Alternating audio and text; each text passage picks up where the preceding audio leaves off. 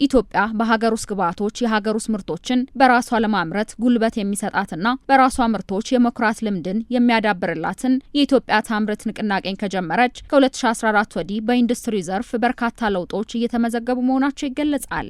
ንቅናቄው የኢንዱስትሪውን እንቅስቃሴ በማፋጠን በማኑፋክቸሪንግ ዘርፍ የቅንጅት ስራን በማሻሻል በርካታ አዳዲስ ኢንዱስትሪዎች ወደ ስራ እንዲገቡ ብሎም በርካታ የስራ ዕድሎች እንዲፈጠሩ እያደረገ ይገኛል። ፀሐይ አዲስ በሀገር ውስጥ ግብዓት የሀገር ውስጥ ምርቶችን በሚያመርተው ቦኤዝ የምግብ ማቀነባበሪያ ፋብሪካ ሰራተኛ ናት። በፋብሪካው በተፈጠረላት የስራ ዕድል ራሷን ከማስተዳደር አልፋ ልጆቿን ለቁም ነገር ማብቃቷን ትገልጻለች።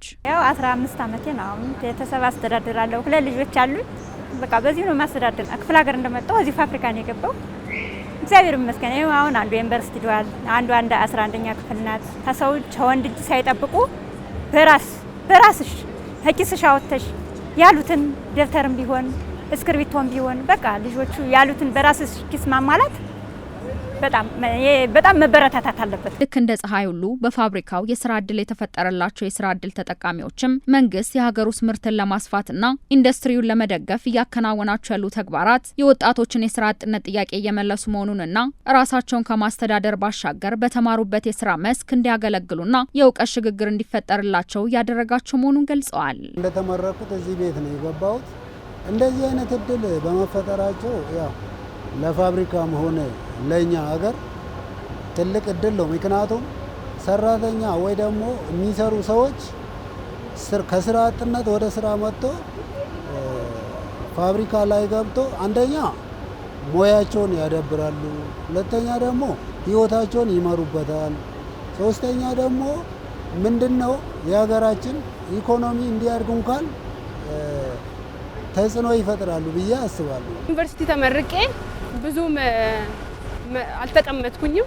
ወዲያውኑ ሲቪን አስገባውኝ በአካባቢ ጤናና ደህንነት ላይ እዚህ ሴፍቲ ኦፊሰር ሆኜ አገለግላለሁ። ወጣቶች የስራ እድል በጣም ከፍተዋል።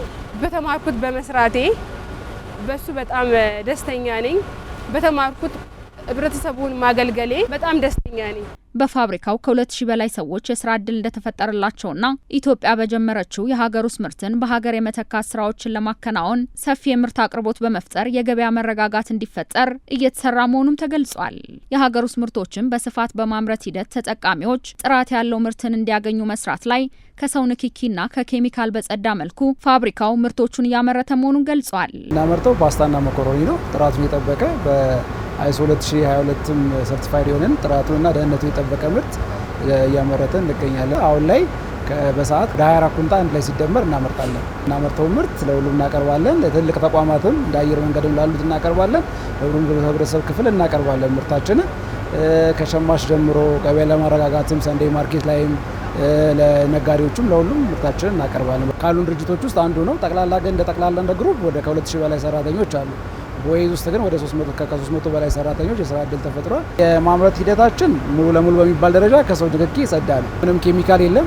100% ናቹራል ነው። የስንዴ ዱቄትና ውሃ ነው የምንጠቀመው። ጥራት ቁጥጥር ላይ ከሮ ማቴሪያል ጀምረን እስከ ፋይናል ላይ ያለው ድረስ ቼክ ያደርግን ነው የምናስገባ። ከነ ዲፓርትመንቱ ቼክ ያደረገ ይሄዳል። ሴፍቲም በሴፍቲ በኩል ኳሊቲ በኩል እንዲሁ ተጋግዘን አንድ ሆነን እንሰራለን ማለት ነው። አይሶ ሰርቲፋይ ነን።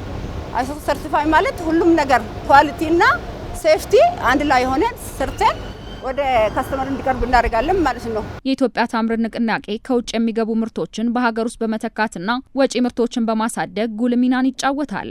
በተለይ መንግስት ከቅርብ ጊዜ ወዲህ ለአምራች ኢንዱስትሪ ዘርፉ የሰጠው ትኩረትና የኢትዮጵያ ታምርት ንቅናቄ የፈጠረው እድል ተዳክሞ የቆዩ የአምራች ኢንዱስትሪዎች እንዲነቃቁና ለአምራቹ መነሳሳት እንዲፈጠር ማድረጉም ተመላክቷል። ኢንዱስትሪው ከዚህም በፊት በጣም አበረታችና እንደዚህ ድጋፍ ያለው አልነበረም።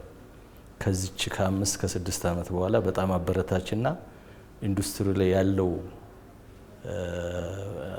ድጋፍ እጅግ ትንሽ ፍንጭ የሚያሳየና ደስ የሚያሰኝ ነው። ለምሳሌ እኔ ዱቄት ስጀምር ዱቄት ከውጭ ኢምፖርት ይደረግ ነበር፣ ትዝ ይለኛል። እኛስ እየገባን ስንሄድ ኢምፖርት ቆመ።